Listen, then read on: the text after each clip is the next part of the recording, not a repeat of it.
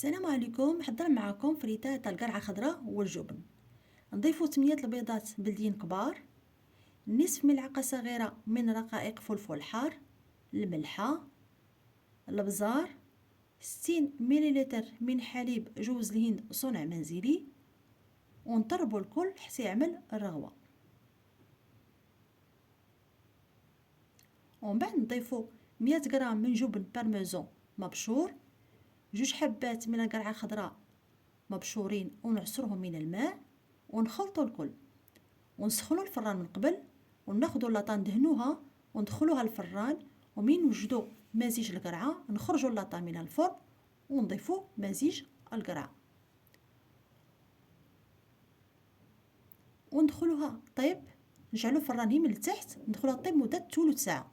ومن دوز ثلث ساعه نخرجوها ونزينوها.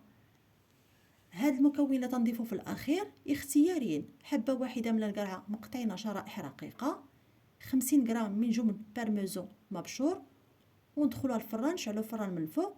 منين يذوبنا الفرماج نخرجوا نخليوها ترتاح مده 5 دقائق، ونزينوها بقليل من المعدوس مفروم والبزار، ونقدموها بالصحه والراحه.